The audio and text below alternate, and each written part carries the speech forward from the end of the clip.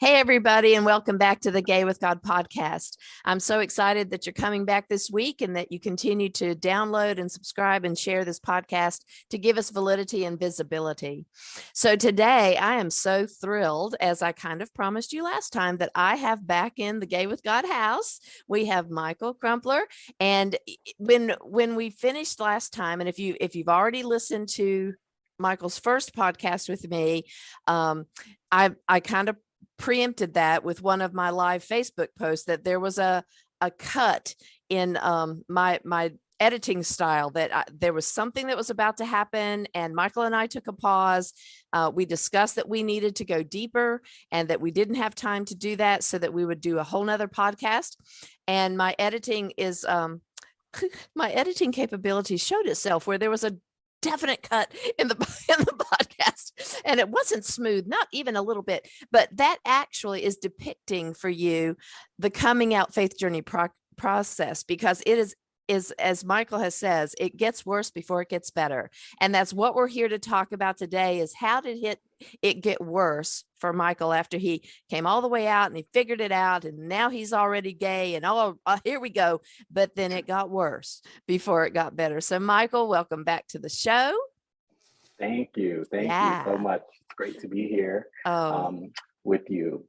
Yes. Midge. And so, I think that's a great place to start. Let me go back a little bit and say I love the Gay with God house.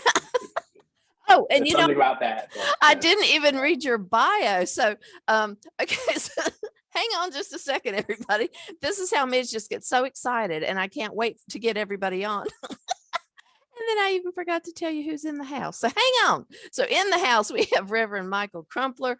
He works as the LGBTQ and Multicultural Programs Director at the Unitarian Universalist Association and is an ordained minister in the United Church of Christ. Michael lives in Brooklyn, New York, and is very active in social justice ministry at the historic Judson Memorial Church of New York City, where he served as president of the board from 2016 to 2018. He is most passionate about intersectional ministry centered in blackness, queerness, HIV/AIDS, economic justice, and emotional well-being. Michael has been published in 2 groundbreaking works related to HIV and AIDS: OnCurating issue 42, What You Don't Know About AIDS Could Fill a Museum, and Spiritual Care in the Age of Black Lives Matter. So I apologize for that, everybody, but yeah, I just get excited about starting sometimes and I forget things. So anyway, yes, I'm glad you love it. You are back in the Gay with God house. And tell us, my friend Michael, tell us how it got worse before it got better. Well, thank you so much again for having You're me back, welcome. and thank you for reading the bio. It's for me, it's very centering, particularly when I am in spaces where I am called to reflect upon my experience, because sharing honestly and authentically, I think for all of us, for many of us, can be horrifying, which is why it is indeed labor. I remember from our conversation earlier in part 1, where I sort of slip of the tongue or just naturally said, and when I became positive, I said something like, finally. Yeah. And I think that I want to revisit that, because I think that there's something interesting there. I think not that anyone there who becomes positive, HIV positive, that is, deserves it, or it will eventually get you. I think that there is a way in which HIV and AIDS has been labeled as punishment or consequences or anything like that, because there are people who have sexually liberated lives that don't end up being positive, both gay or otherwise. And so for me, though, it was the breaking of a dam. I experienced becoming positive as liberation. And I know that not everybody has that experience. I know that for many people who become HIV positive, it can be terrifying.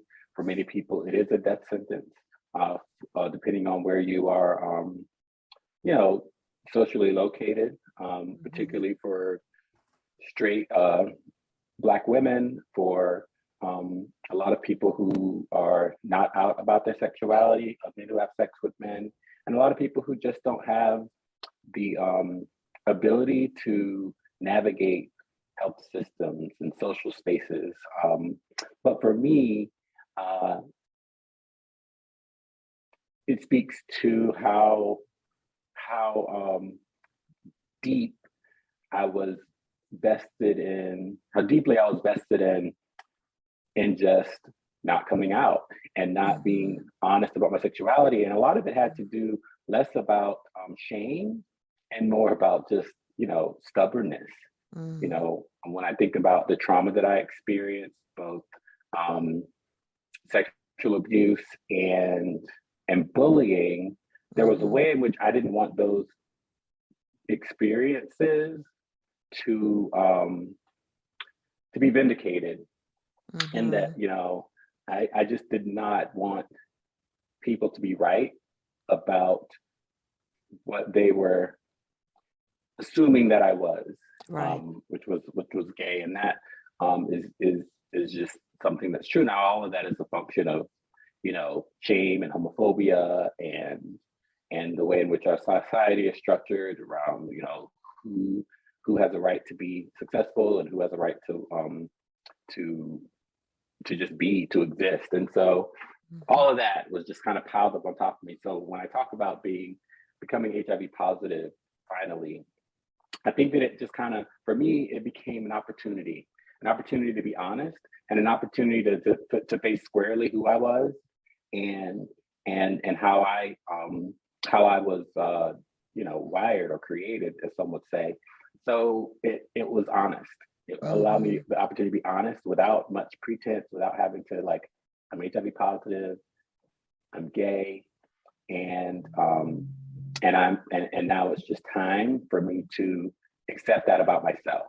And I knew that I needed to accept that about myself because, as I mentioned, I didn't have any connections with people who were gay or what have you. And what I mean by connections is I just didn't know much about the community, the LGBTQ community. I didn't understand the politics. I didn't know that, but I did know that if I was going to survive this thing, I need to be around my people.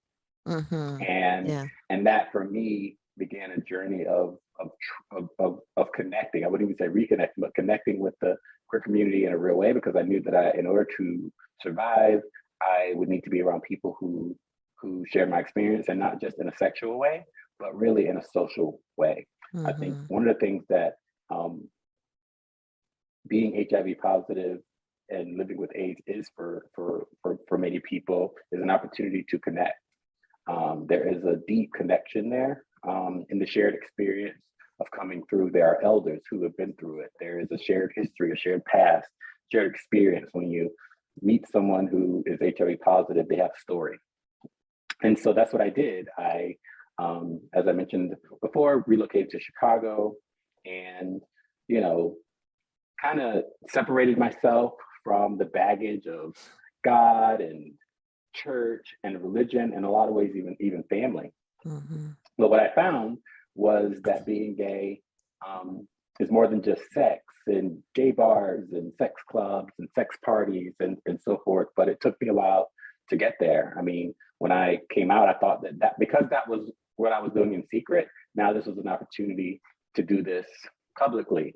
And to me, I'm out. I can do what I want now. I don't have to worry about lying. I don't have to worry about hiding. I don't have to worry about sneaking off. I don't have to worry about keeping secrets. I don't have to worry about all these things. And quickly I realized that just because you're out doesn't mean that you don't do those things. Just because you're out doesn't mean, because you're still the same person and you still have the same baggage, and I still have the same fears and all of that sort of came out in that 2.5 year period for me in my mid 30s. It all sort of came to fruition. I am an avid James Baldwin fan. I think any Black gay man many Black gay men have embraced James Baldwin as our, godfather, if you will, around, Blackness and queerness. And and Go Tell It on the Mountain, James Baldwin speaks of the threshing room floor. And it's, if you don't know, if you're not charismatic or Pentecostal, you may not be familiar with, these kinds of spiritual experiences where we're caught up in the spirit, and there's almost like I would say an exorcism, if you will, of what we're going through. And that's sort of how I label this period, almost a dark night of the soul, if you will. And, and it was a lonely place. It was a dark place. And I was willing to, I was still so hungry for a relationship and so hungry for connection. And that took me to the darkest places of addiction. And this is somebody who, I was a good boy. I mean, if you're following the story here, I, was a good boy. I did my homework. I ate my vegetables. I made curfew. I made my bed. Both, domestically and socially. I did the things that I was supposed to do. And I did those things. I did everything that I was supposed to do because I had this warped view that if I do everything right, God will reward me. If I do everything that I'm supposed to do, God will bless me. And whatever this, need is to have sex with men or to live in a way that was hypocritical, that God would somehow overlook that because I'm a good person and I do otherwise all the right things. And so drugs, alcohol, that just was not anything that I had ever experienced before. And in the gay community, crystal meth addiction is very insidious because oftentimes those of us who find our way to that drug know nothing about drugs. And, when you have surrounded yourself in a community that is so connected and so close-knit and with such a shared experience, you end up doing, whatever anyone else does, from wearing a crop top to, to drugs and drinking and parties. You just kind of follow the herd, if you will. And sadly, alcohol and drugs, namely crystal meth, has become like a hazing, if you will, in a lot of sexual communities, in a lot of places. It is very rampant, it is very dark, and it's socialized in a way that doesn't seem, it's not like crack or heroin. I could honestly say that if I saw someone doing heroin, I'd run the other way. If I saw someone doing crack, I would run the other way. But crystal meth is different. And all of us have hangups around sex anyway, and there's a way in which that drug lowers your inhibitions and makes you do things that you only wish you could do under normal circumstances. And in an environment where sexuality is an athletic experience, we're all trying to push the limits of what it is that is being done to prove acceptance. Sex, for me, in my experience, sex in the gay community is really the key to social acceptance. And so I went in head over heels, and because I think one of the things too that I've realized during this time is how deeply loved I am by the people that love me. I think that was something that I needed to really, really grasp. And when I say loved, I mean, by my family. There was a way in which when I came out, I was, everyone said the right things, but I didn't believe it. And I was angry because, it was part of me was like, well, had I known this before, you never acted like it would have been okay if I came out. Had I known this before, I wouldn't have, Struggled so successfully. successfully. So successfully. Thank you. Yes. Thank you perfectly. Had I known this before, so there was a part of that was angry, but the addiction, you know, the addiction journey for me was really, really an opportunity to test that love. I was always, from my perspective, I was always the one who was showing love, showing acceptance, bending over backwards, catering to everyone's every need, showing up for everyone, dutifully being that good boy. And for me, addiction was an opportunity for me to test or to experience that love in return. So yeah, I mean, it was horrifying. It was also fun at times. It was also liberating at times. I was able to free myself from caring about what people thought, which was crippling for me. And you know, I had never done anything wrong ever, from showing up to work on time. Well, maybe not on time, but certainly showing up to work, and you know, going to church and doing all the good things. And addiction for me was a way for me to really, really experience that shadow side in daylight. And so I luckily, the love of my family pulled me in. I went to, you know, I moved home, number one, which is something that I hadn't really ever planned on doing. I found myself on, you know, my mother's couch or in my sister's spare bedroom, and needing to ask for things in a way that I'd never been asked before, because I prided myself in being self-sufficient. So it was just a very, very humbling experience. And, you know, eventually, I found my way into recovery, into rehabilitation, into the rooms of 12-step recovery. And so, and that to me was the beginning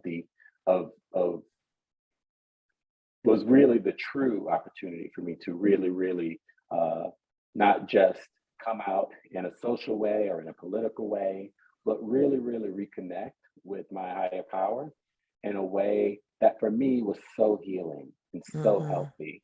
Because in my past, God was either you know, for you or against you. Either you were living, you know, a straight or, you know, moral life, or you weren't. You were going to heaven or hell. And recovery made me experience God differently.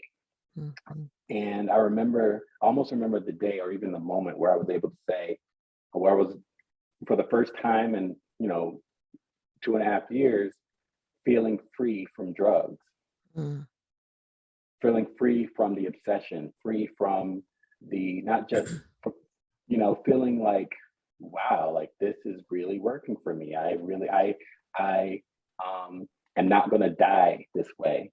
And it was like, if God can do this for me, and it was very much a spiritual experience, and I can't explain, like, it was just really, and it wasn't just like it was a social thing too. It was a community. It was the connections that I was experiencing. It was the way that for me recovery was structured.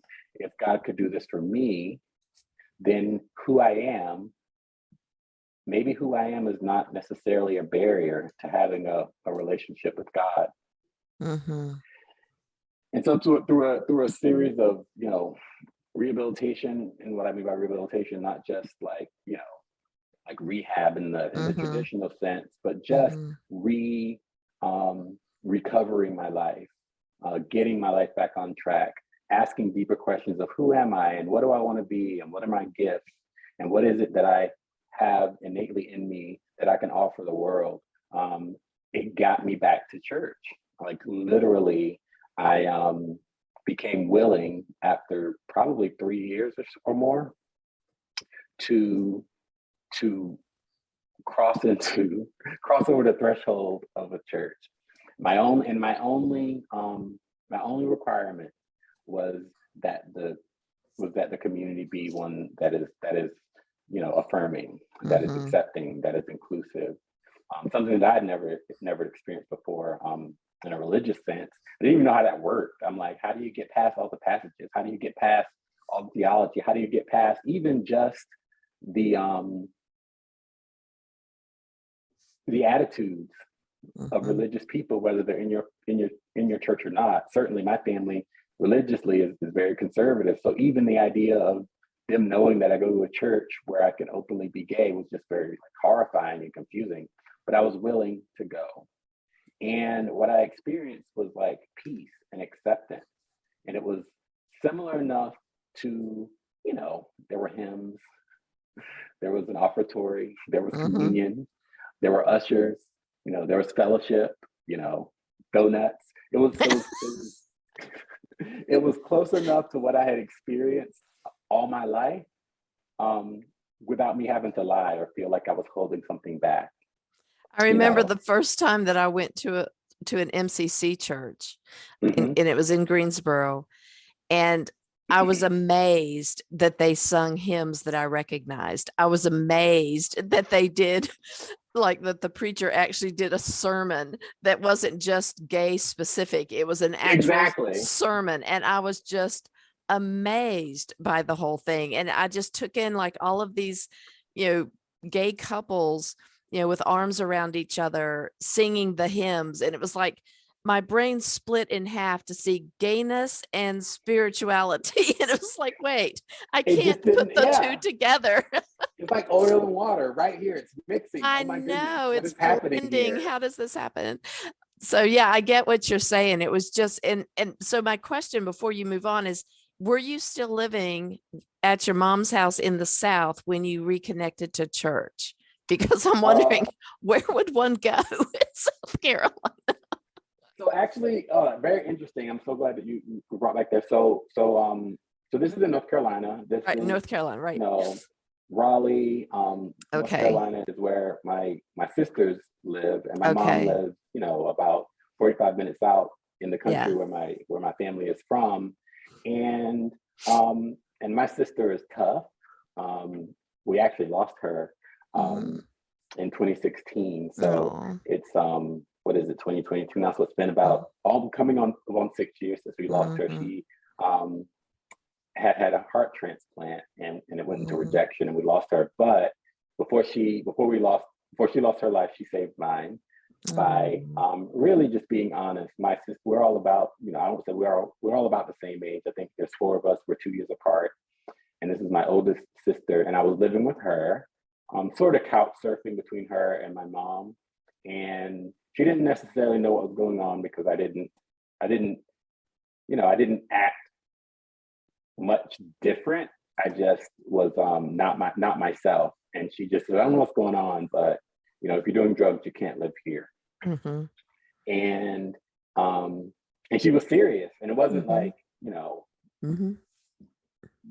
there just was a boundary. So I really highly encourage anyone who has someone struggling in their life to really, really be clear about your boundaries. It's like you would think that she went to Al-Anon,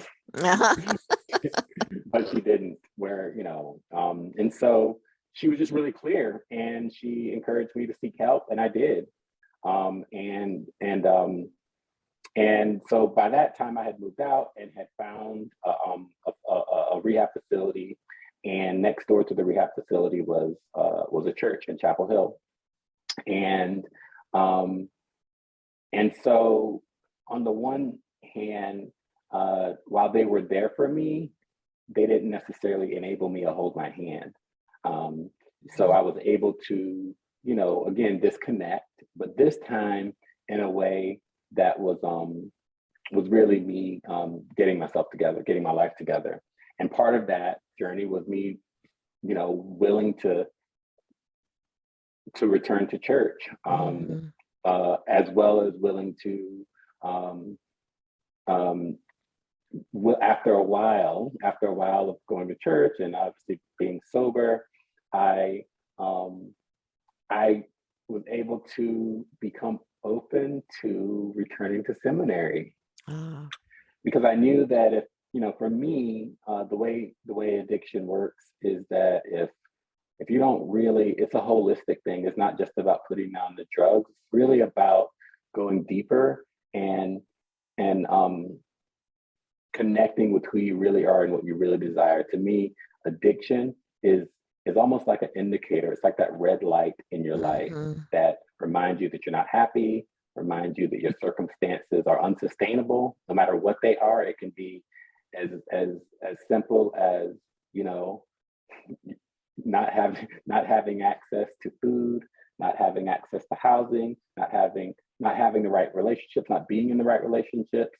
And this isn't, just about gay folks. This is anyone struggling with addiction, and that obsession to betray yourself and betray your values and betray your ethics is really a cry, an internal cry for help. And not help from the outside world, really just inside of yourself saying, I'm really in a dangerous situation. And oftentimes it doesn't always feel dangerous. It's not like anyone's chasing you down the street. It's just your soul that's crying out with unhappiness, which is why I believe that so many people who are queer, so many people who are Black and brown, so many people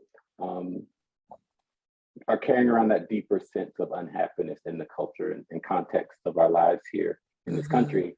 And that's kind of what we do to cope. It's a coping mechanism. And so I had to re-engineer everything about my life. And part of that was just me going back to what I was saying around, like, who do I want to be?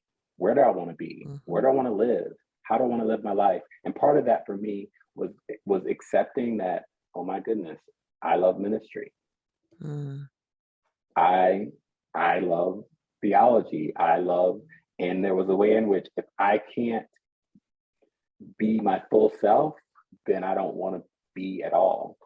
And so, there were a series of, number one, being embraced and accepted by that church and being trusted by that church, being trusted by the ministers. Not like they were handing over responsibilities to a drug addict per se, but just being seen as something other than someone who was cursed or bad or sinful, and with value and dignity and respect, kind of reconnected me to my calling. Now, not every gay person who becomes a crystal meth addict is going to be called to ministry when they get sober. Right. That's not it. Right. What I do believe, though, is that anybody who, and even with or without drugs, anybody on the other side of coming out, particularly those of us who have a connection with God in the traditional sense, or with spirituality in a traditional sense, will benefit greatly from reconnecting with that spiritual side. And I think that when you do that, the world opens up in a fresh and new way. And we're probably going to have to pause here because I think I have a delivery. And soon you will hear a ding dong. They probably won't. No, you're going to hear. Can you hear that? Yeah, the dog. So we have one that knows how to howl, one that's not sure, one that I do believe is on crack, and all she does is scream. She needs program. Yeah. Okay. Hang on just a second. Let me see if I can get them quiet.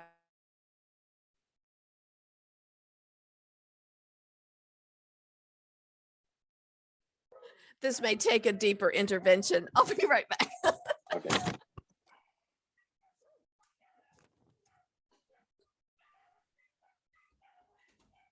Hey, are we under attack? Is there anything I need to know besides the fact that we had a delivery? Are we good? Are we good?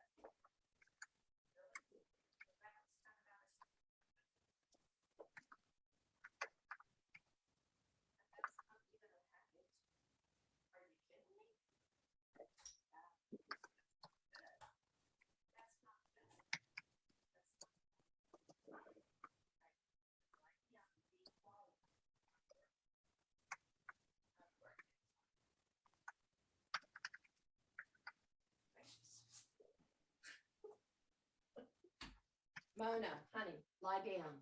Lie down.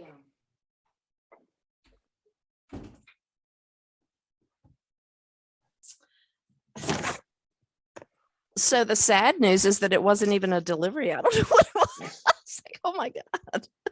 So how could that be? All right. Okay. So we'll come back from the pause now. So what I really love about what you're saying is that when you came back to the ministry, it wasn't because you were trying to get God to like you.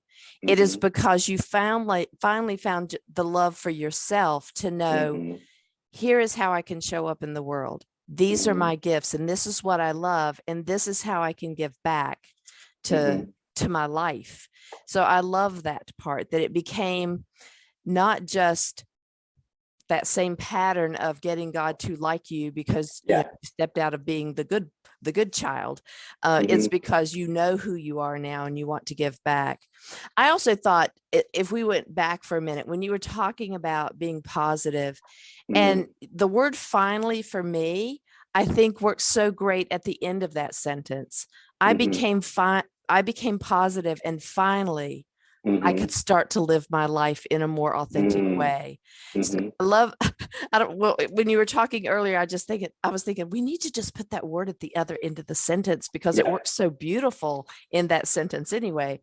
So I agree 100%. I think that is so true. Again, there's a way in which really all of these things that we are, right? All of these things that I think our personhood, our bodies, our identities, experiences, tragic and negative, are really, really opportunities for us to move into a radical honesty. And the sadness about stigma and shame and guilt is that it really takes these opportunities and weaponizes them into a darker space than you're already in. I was more afraid of what people would think about me being HIV positive than I was about actually being HIV positive. Ashamed of what people would think about me using drugs or using crystal meth specifically than I was of the drug itself. Like there was a way I was more, and the same thing, I was more afraid of what people would think about, my sexuality than I was really about the sexuality, because it wasn't as threatening as the attitudes and the words and the messages that I was receiving from people outside of me. Internally, I wasn't so much as suffering from the actual thing as much as I was suffering from, what it would do to my relationships, what these situations and circumstances would do to my relationships. And for me, it took me, almost 40 years to realize that that it's more important for me to value myself and privilege myself first, which again is something that is completely warped in Christian speak, right? Because it talked about a selfishness and sin and ego, and as if you're, self-serving. But and so therefore it's really, really hard to embrace, who you are and what you need first. And so, but just like they say, you have to, in order for you to be of any value to anyone else in the world, you have to, put your own oxygen mask on first. Yes. And you have to your own life preserved first. If not, you're just going to be fighting with whoever else that you're trying to live in relationship with and community with. So absolutely. And I love that too, that self-care is so important, and knowing yourself and loving yourself is the first step of being able to reach out to others, because we can't do that in a way of any kind of quality if we don't first acknowledge that we're worth it. You know, we have Yeah. to believe in our value and our worth in order to reach out. Yeah. Yeah, 100%. And like, it's not, none of this is easy. The hardest part about doing this kind of communication where we're, you know, talking about life or writing about life or speaking publicly or what have you, is that it's really difficult to articulate the amount of like work that it will take, which is why it's so much easier to abandon self, Mm-hmm. to self-harm.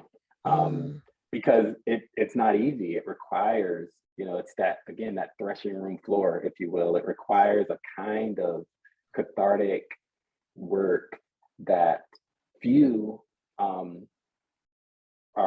have the capacity or the space to be able to really do. And so I just really appreciate those days that really gave me space to run, to bike ride, to journal, to work part-time, to engage in therapy and counseling and, you know, spiritual work, to read, you know, to play, to, you know, do things that were really, in a lot of ways, just a big pause. And I didn't know I needed it. I thought I was fine. I thought that my problem was just drugs, or I thought my problem was just other people.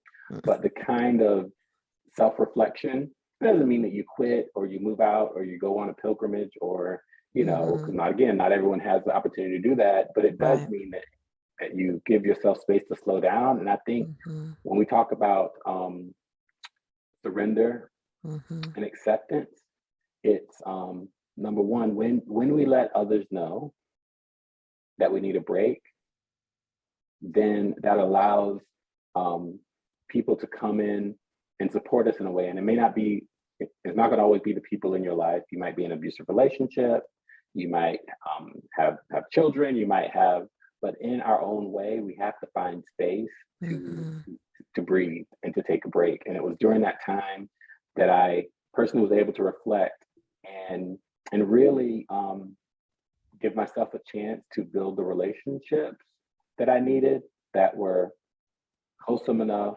and authentic enough to get me across to the other side of life, to where, you know, in my experience, where I am today, you know, where I was able to, again, return to a seminary that was a safe space for me, to reconnect with a spiritual tradition that was more consistent with who I was as a person. And it sounds like, you know, if I were hearing myself speak years prior to now, I wouldn't believe it. But I believe it because this experience is not just unique to me. It's really unique to so many people that I know who are in my life today. And I'm constantly hearing about how people who for years lived in the shadows, for years didn't know how to love ourselves, for years did destructive things because we were labeled as destructive people. And so it's very, very important for folks to know that that's not you, and that's not who you are. That's not who you were created to be.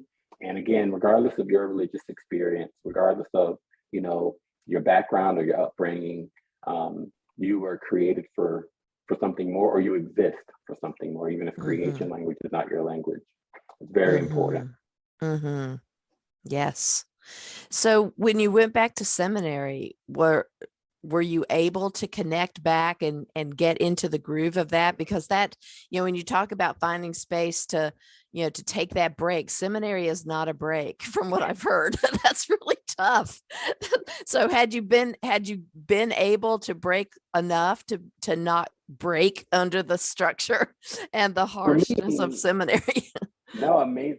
That's a really, really good question, because I mean, yeah, it was a hard time. I think that, again, for me though, again, I can't, I think Yeah. that, again, seminary is not for everyone. For me though, because I had spent so much of my life studying theology, my undergrad was in Bible and theology. I had spent another 2 years in seminary. The academic rigor in a lot of ways was sort of there. I had already done the work. I already knew already knew too much for my own good. Granted, it was, going from a conservative construct to a liberal progressive construct can be very challenging for many folks in seminary. But for me, I had a lot of the the foundation was there academically.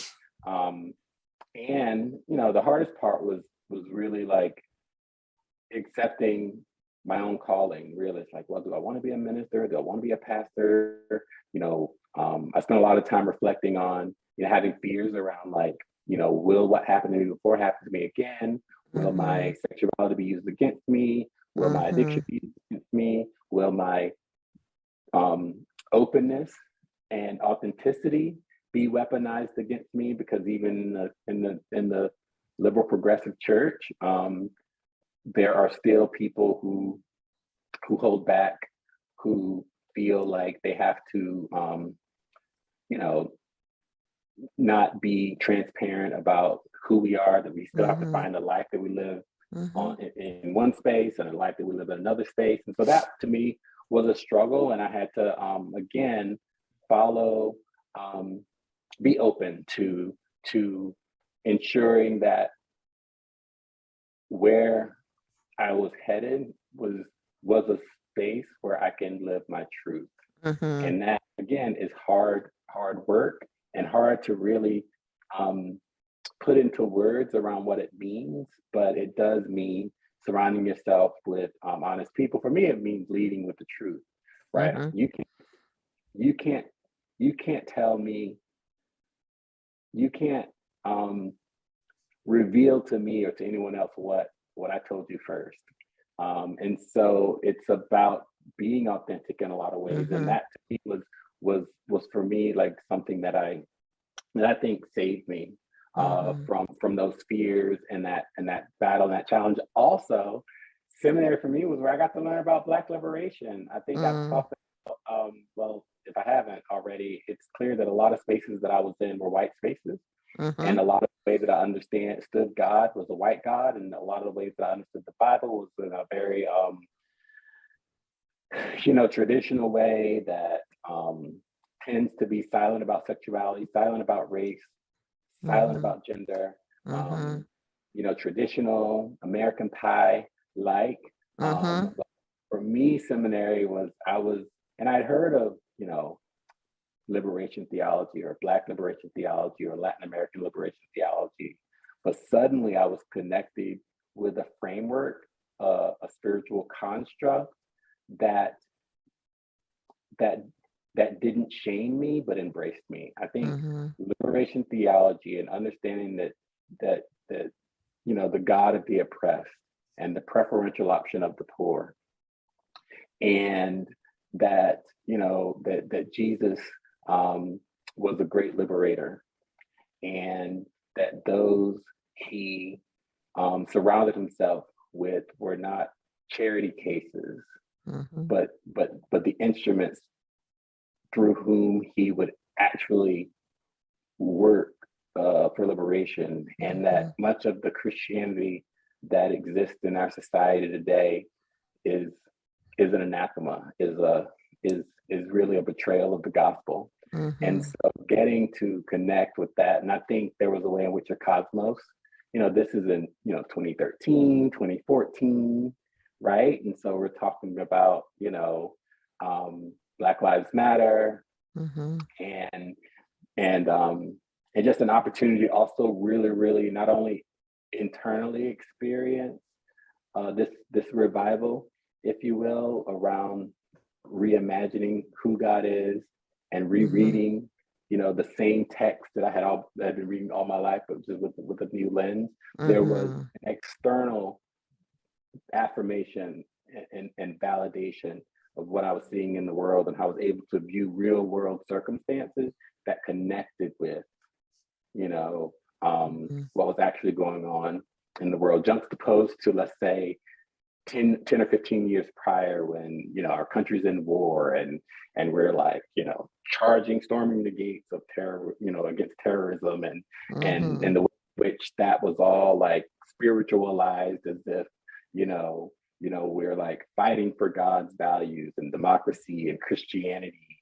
There is a way in which not just our internal spirituality can sometimes be a fight against God, but our own social circumstances and construct can also be kind of like keep us bound in a really, really unhealthy, destructive spirituality and relationship. And so I all of this is happening at the same time, and for me it all connected. I think that when you're in tune with the universe and in tune with those and in tune with society in a way publicly, I think there's a way that our private spiritual experiences can connect with what's happening in public, that can really create a sense of power and a sense of authority and a sense of hope that can get us through these dark times. And so I'm just really grateful that my seminary experience, and I went to Union Theological Seminary here in New York City,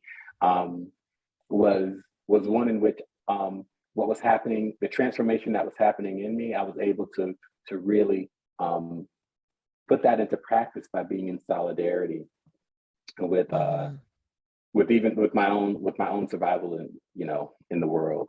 And we're able to connect. There's not just young Black men being killed by police, but it's all of us that are being threatened by forces that are in place to prevent us from thriving and being who we are. Yeah. Well said. Well said. Well, my friend, I'm glad we went deeper, because your story is so relevant. It's so relevant in so many ways that, as a Black man growing up, as a Black child in the whiteness of where you grew up. And I love that you brought in the white God, because, all of the Jesus pictures that I saw growing up was the kind of dirty blonde haired white boy. And I'm like, never in a million years growing up would I have thought that Jesus was not white, and that Jesus was not Christian. And Jesus is not white, and he was not Christian, and he was, Middle Eastern and Jewish, and was in synagogue, and we're praying to something that was created by others, when really what you're saying is so true, that the whitewashing and the not allowing the real history of our nation to come into our schools, and learning about how it really went and how it still goes, is beyond me, that we're in 2022 and we're still battling racism to its most ugly side. It's when people say, oh, well, it's better. Well, what porch are you standing on? Because it's not better. It has been morphed into something that looks acceptable, but it is far from better. And so the lies that we allowed to be told back in the day, we've now just kind of put a different lens on it for people to think it's better, when it's been modernized. It's been modernized. It's been modernized. Yeah. It's been modernized, and it's not haphazard. Yeah. It is intentional. Oh yeah. It is intentional. Yeah. The way that we have been taught is not just, an evolution of ideas. It's all being laid bare today. It's all being, from abortion to anti-trans bills to critical race theory, Yes. to capitalism and authoritarianism, all the things, the banning of books, the burning of books, really, all of these things is very much connected to really, really trying to preserve power. And if people, if you can keep people, you know, in a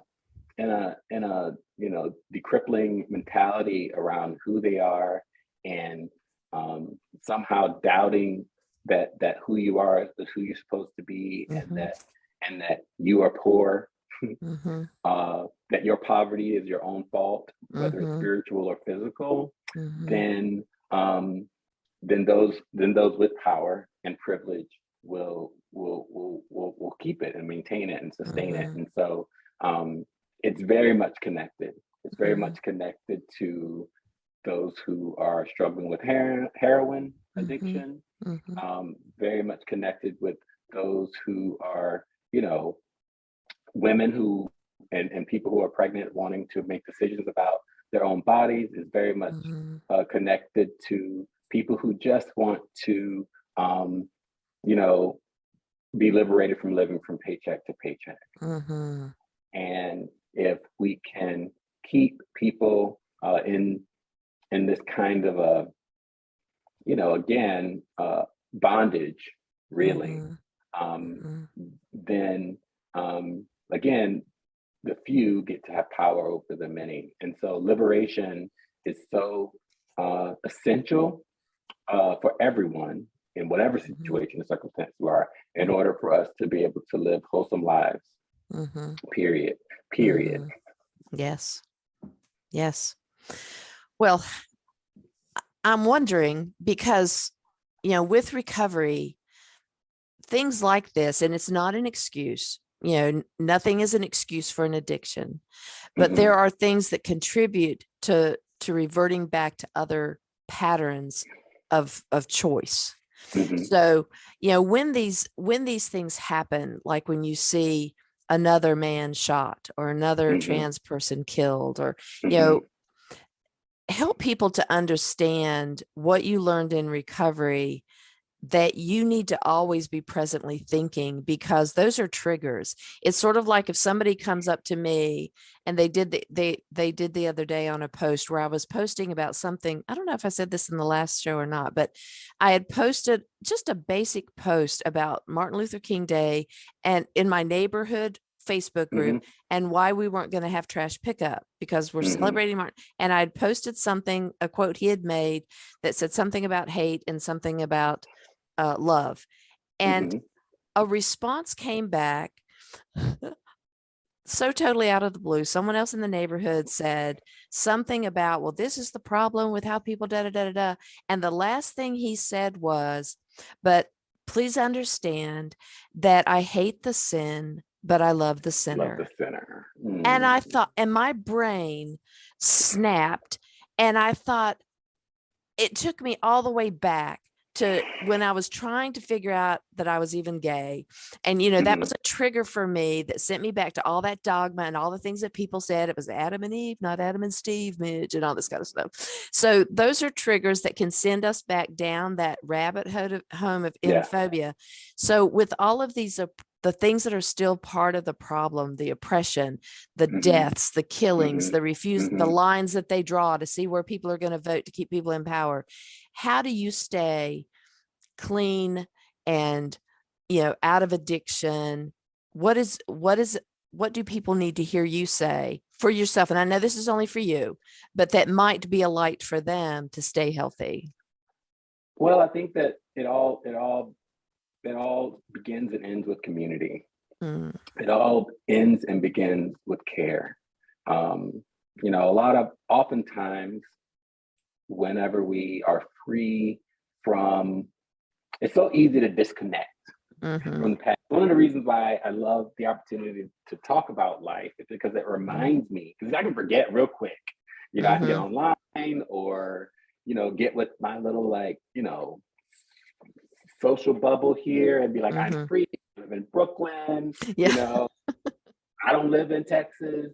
Yeah. I don't live in Florida, never have, never will kind of a mentality. I think it's very easy for us to disconnect, but the killings and the self-harm and the destruction and even the authoritarianism and the poverty, it all reminds us that we're disconnected from people, that Black trans women are being killed, because of hate and transphobia, but they're also being killed because of a deep disconnect that those who believe that trans women are women, those who believe that every life has value and dignity and worth, are still disconnected from, we're kind of siloed. We have our good jobs, particularly in the LGBTQ community, cis gay men, we get these jobs and these careers and these degrees and these condos and our gay clubs and our sex parties, and we just kind of become very narcissistic. And that's just not cis gay men, not just cis gay white men, but I think that it's all of us with privilege who see ourselves as the past is behind us. The future is in our hands now. We've kind of figured it out. Whenever Transgender Day of Remembrance comes around, it's an opportunity for us to remember how disconnected we are, and how capitalism always requires, capitalism feeds on poverty. It feeds on this kind of the disrespecting or dismissal of the other. And in order for people to be rich, someone has to be poor. And so we have to constantly put ourselves in the realm of care and be connected to those who are being shot. Yeah, the police are killing young Black men. It's an epidemic in our country, but not because police are innately trained to kill. That state is very much connected with slavery, and we can go on and on about that. But I actually think that when we connect with the incarcerated, when we connect with communities of risk and poverty and harm, we protect. When we connect with those who are, having to resort to sex work, sex work is work, I believe it, but we have to do it in order to survive. When we connect with these communities and mobilize our resources to take care of our people, we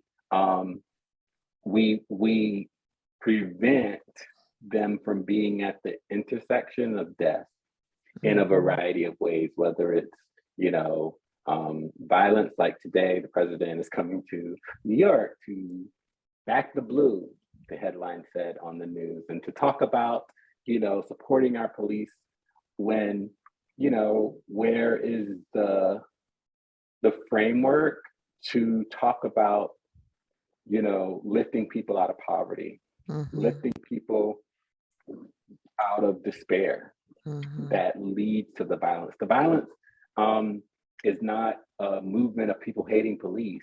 The violence comes from constantly being in a state of survival. And surrounded by so much privilege and so much resources, where the only way to make it is to have to be violent in order to survive.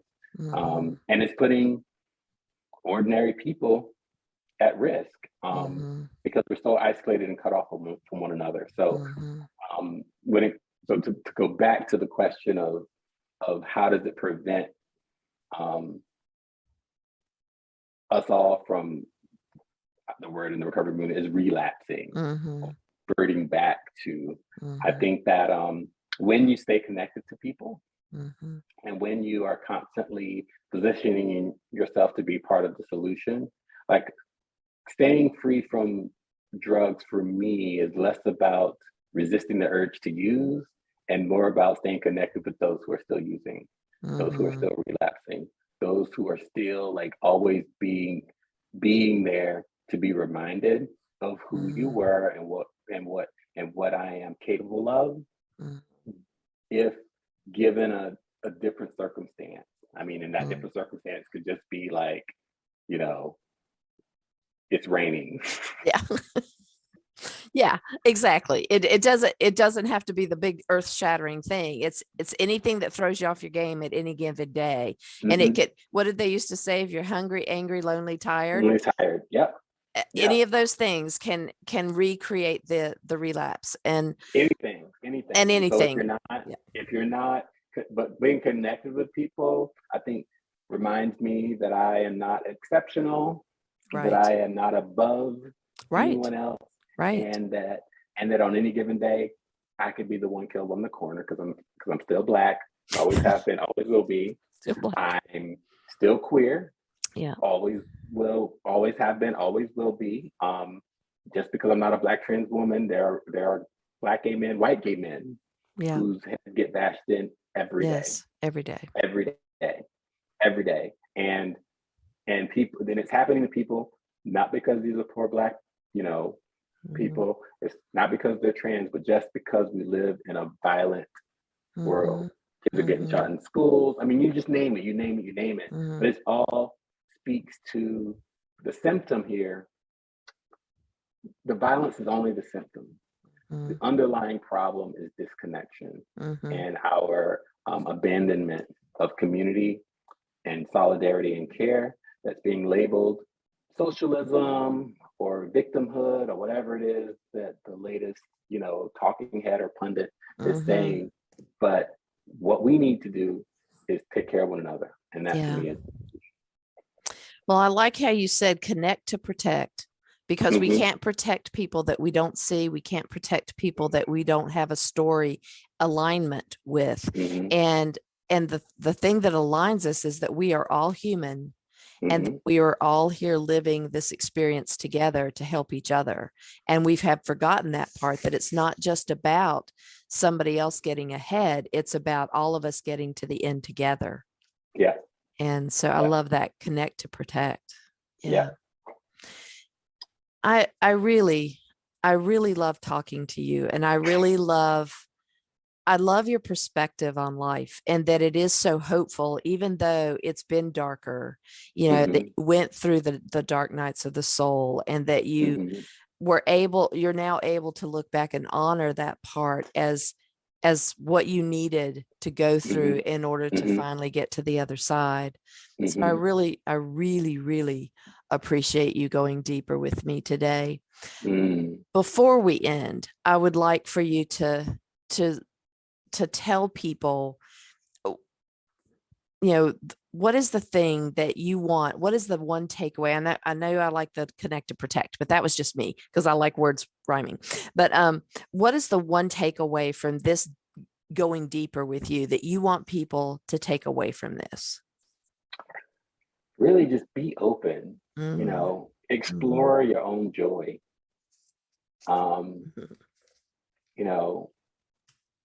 It's okay to stop. It's okay to even be as practical as calling in sick. Take a mental health day. It's better to pause than to press on. And there is a purpose. It doesn't mean that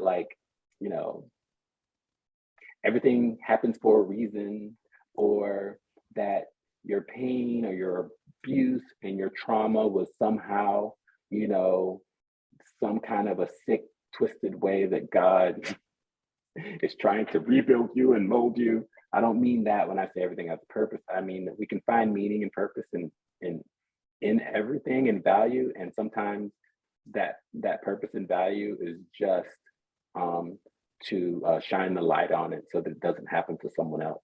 I think that,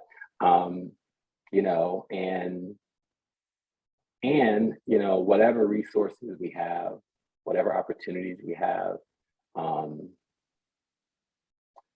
we should always strive to mobilize them to help others, you know. And I don't mean like giving $1 to the, I mean, it may include that for some people, to a homeless person, like those, you know, I mean, those, that's all good, but really, really constructing a community and relationships of care, you know, of care.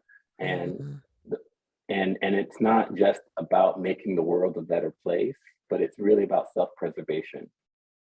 You know, I can't, you know, I can't,